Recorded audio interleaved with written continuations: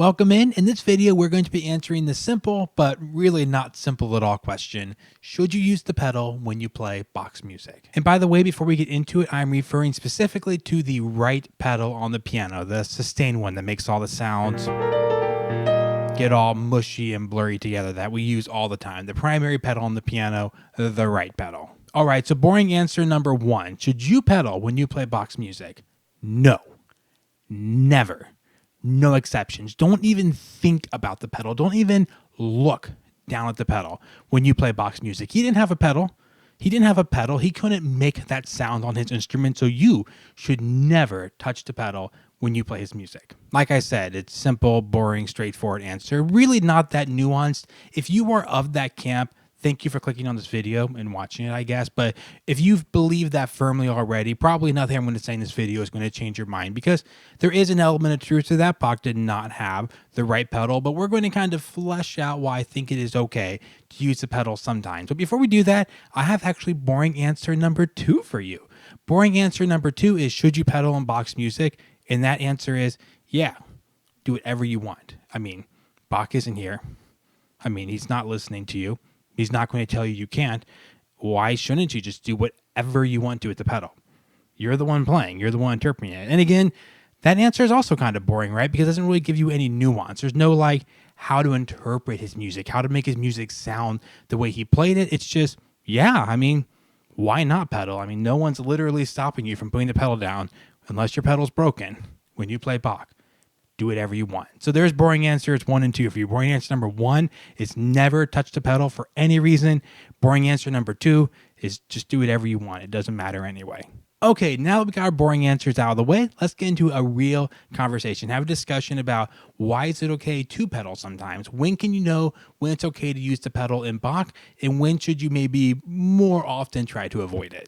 And we're going to start really big picture and then dive into detail. So really big picture, why is it okay to pedal sometimes with Bach in the first place? Like if we're trying to interpret things as Bach would play it, if we're trying to play Bach's music like Bach would play it, why would we consider using a pedal? Why would I put the pedal down ever? Well, the first big topic I want you to think about is Bach did not play a piano. I mean, this is a keyboard, but he did not just play a piano that lacked a pedal. And I think sometimes that's why the first boring answer isn't a good answer. It's not a very complete answer, because people just say, well, he didn't have a pedal, so just play the piano without the pedal. But you have to remember, he played on a different instrument with a different timbre altogether. Like, I will put a little sound sample in here.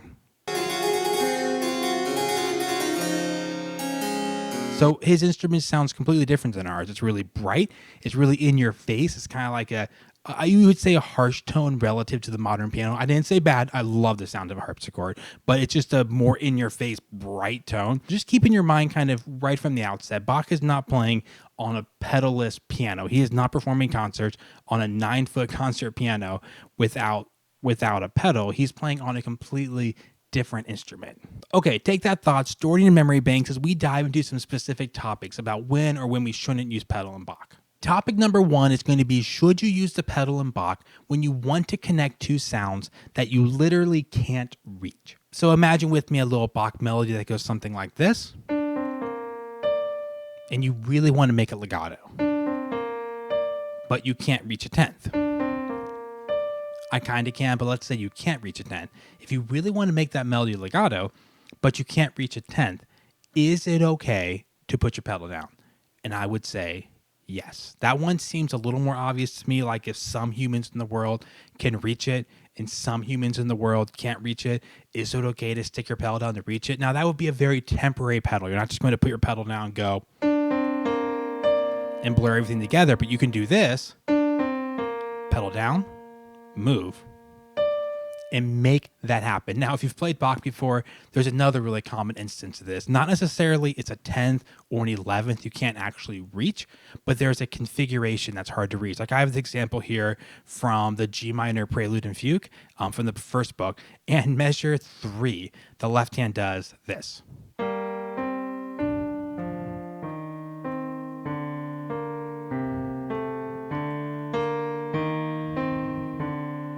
You have the syncopation within the same hand. Like if you were to split this out to 2 parts, you have this.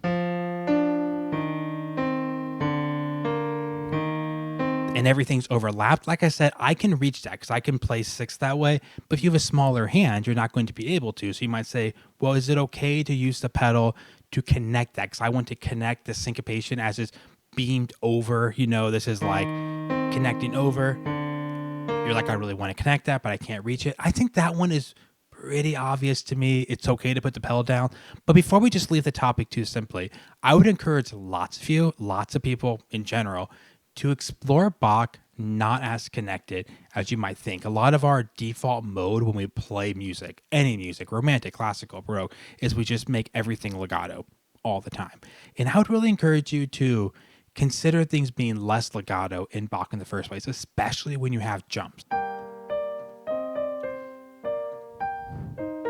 But that's kind of a different topic. For today's video, we're more focused on not whether you should play legato or not legato, but is it okay to use the pedal? Because no matter what you decide as far as how legato or detached you want to play, you're going to have times where you're not going to be able to connect something. There's like a theme introduced at the beginning of Bach, and you want to do it the same way later, but now you can't reach it because there's a held note in a different voice in the same hand, and so you might have to sneak the pedal in. So again, answer to this question, my personal opinion is, if you have a situation where you want to play something legato for whatever reason, but you are held back literally by hand size, it's okay to pedal. Also keep in mind that harpsichords were actually smaller, not just they didn't have as many notes, but also literally one note to the next was smaller. So like I can reach a 10th, I can kind of fake an 11th.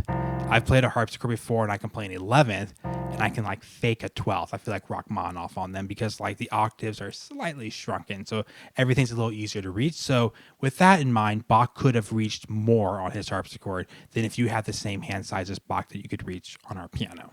Okay, nuance, or you could say discussion number 2. You see some arpeggiated chords in Bach. By the way, this could refer to any Baroque composer. I'm just talking about Bach because that's who we primarily play from the Baroque era, but you can apply this to any Baroque composer that lacked the pedal. But nuance number 2 is you see some arpeggiated chords and it sounds pretty to put your pedal down and you like that sound compared to, so is it okay to put the pedal down? We're going to start off this topic with possibly the most famous piece that Bach wrote that we play on the piano, and that is Prelude number 1. Prelude number 1 has all these pretty arpeggiated chords. A lot of people pedal them because it sounds pretty. It does sound good on the modern piano to pedal it and blur all the sounds together. It just feels like some gorgeous, almost romantic era piece. But our question is, should you pedal that? Let me start off with what I think would be a little more maybe controversial, and that would be yes. I know that's not probably what you expected after my answer to the first question. So I'm just going to try to present both sides of the argument. This goes back to my original topic of we're playing on a piano. We're not playing on a harpsichord. This, pedal or no pedal, sounds nothing like it would have on the harpsichord. It would be, now he could have played this on a clavichord too, by the way, but still totally different timbre, right? But the question of should you pedal, it's kind of in this instance a timbre changer.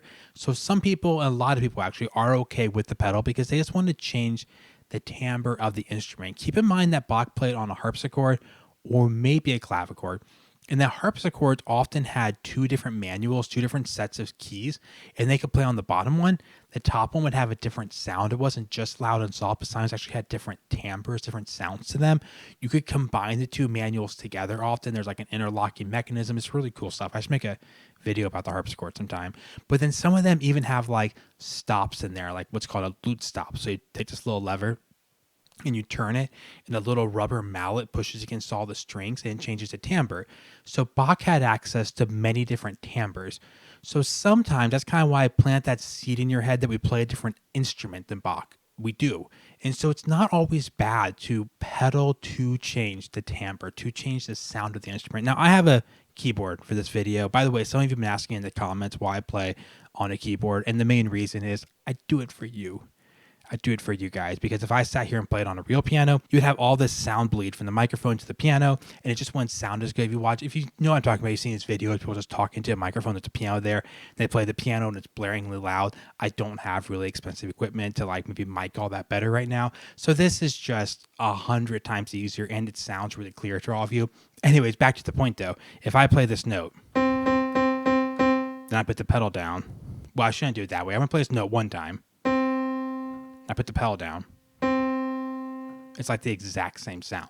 That's not true on a real piano. On a real piano, the timbre actually switches. The sound of the instrument is going to switch up a little bit because you're going to have the resonance from all the other strings. Actually, some newer keyboards do the same thing, but they actually change the tone of the instrument. So there actually is an argument to be made that you can put the pedal down sometimes to change the tone, keeping in mind that the instrument that Bach played on had a different tone. He might have played this on a clavichord or a harpsichord, or maybe even an organ, which has a bunch of different tones available to them. Then even within an organ or within a harpsichord, you can do things to change the tone, to change the timbre. So it's not the craziest thought. However, with Prelude in C in particular, Bach actually, you can see, writes out finger pedal. Like he wants you to hold your left hand while your right hand plays. And that's actually a good idea in lots of Bachs. This piece here, for example, some people say, well, if you're not going to pedal, it's just going to sound like this. Which isn't true. Bach actually gives you a little, what's called finger pedal. Your fingers are going to hold the notes down.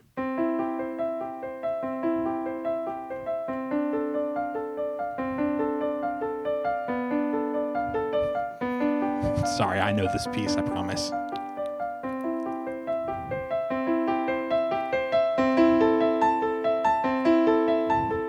And some people hear that and they think, well, you're pedaling, but I'm actually not. There's no pedaling going on. That's all accomplished just with my fingers holding the notes down. All right, third reason you might want to pedal in Bach, and this one is super, super specific. So I'm going to look at the second fugue in C minor and measure 24. Check out this measure here. So what he says to do, I'm actually going to take the soprano, the top part of the right hand, and the alto, and split them apart by an octave. So the pickup to measure 24, you have this note. And then there's a tie on top, right?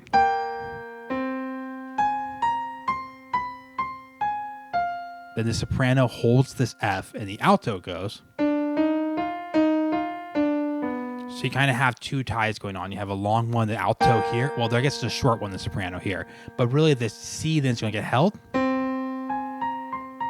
Sorry. You're going to hold on to this F while you do this. But the problem is Bach wrote it in the same octave because he literally can't probably play like a 16th. But he writes in the same octave where you have to hold the F while your alto replays the F. Which really stresses out students because they always see that. They come to the lesson and they're like, what do I do? Got that. Sorry. I'm going to hold that F. But the F's already held down. What do I do? The answer with no pedal, what you would do is you would just replay it. Then as you leave that F, you have to re-grip it. So you do this. Then you re-grip it at the end. But some people want to use a pedal to get around this issue. You can play the F like this. F. Pedal. And then let go. This is another one that I'm pretty on the line with. Typically, I don't pedal to get around this issue because this seems super specific. Bach actually does this a lot where he's like, the parts coincided on one note and you have to hold one note, and while you're holding that note, you have to replay the note at the same time, which is physically impossible. There are times I think it's okay. It's okay to, if you can really just subtly sneak your pedal in there and catch it. Sorry. And get rid of it. It's possible if you really, really want that sustain to hold out.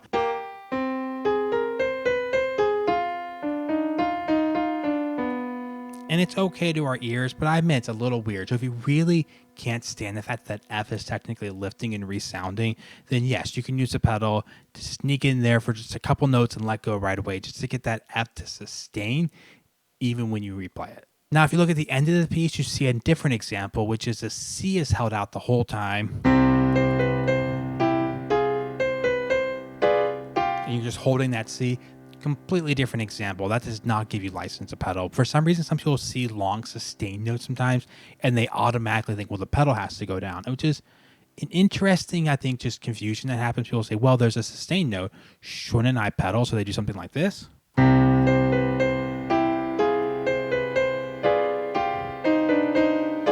and it just becomes really sustained and ooey gooey? No, I mean, it's almost the opposite answer. There's a sustain note down here, which is going to give you sustain without pedaling.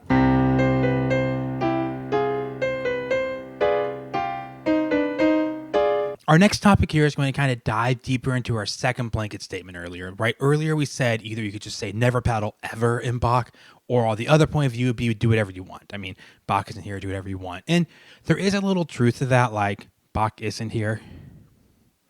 At least I don't think he's here with me in this room right now. He shouldn't be. That would be really, really creepy. So Bach isn't here. Why not just do whatever you want? So let's try to dive into this a little more nuance. I said the word a lot today, but get a little deeper into the details of this topic. So on one hand, I will say, I mean, you can do whatever you want when you're playing piano. Like, despite what some people say, it's not actually morally wrong to pedal Bach. Some people, even myself included, sometimes might use some harsh words or some extreme sarcasm and just act like you're this horrible person if you stick your pedal down when you play Bach.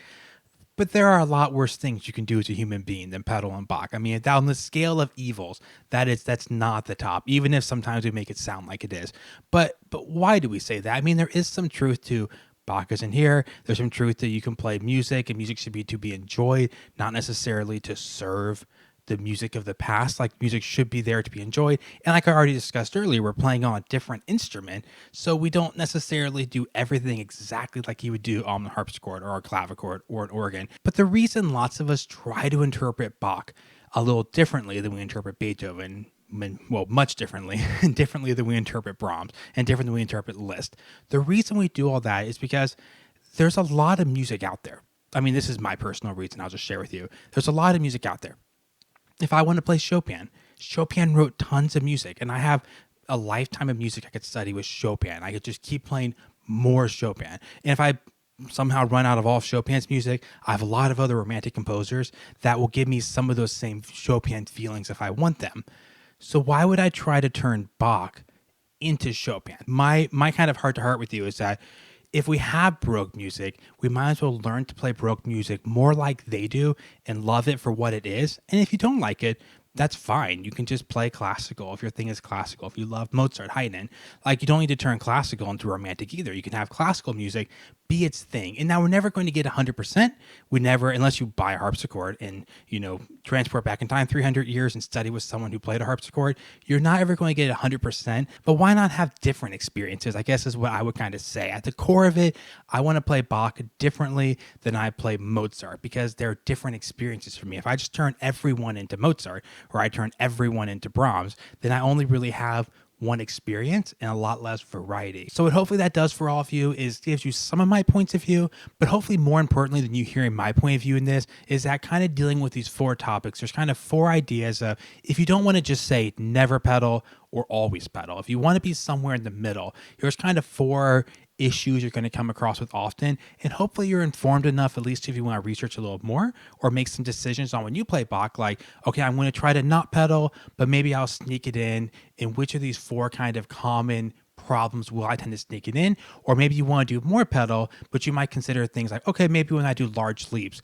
I won't necessarily have to connect that. I didn't know that was just a topic that could be broached. So hopefully that was really informative. You learned a little bit about Bach today. We can all play better Baroque music in the future, with the word better being totally up to your interpretation, because I don't want to give too many definite opinions in this. I want to be overview. Here are the topics of debate. If you have more topics of debate that like specifically in Baroque music or specific questions, leave those in the comments. Kind of say, hey, like, what about this exception? And hopefully I thought of the main ones. I try to think of the primary things you're going to run into, but I'm sure I missed one or two big ones. So let me know those are in the comments, and I'm happy to answer questions or have further discussions about that. Thanks for checking out the video. I'll see you guys in the next one.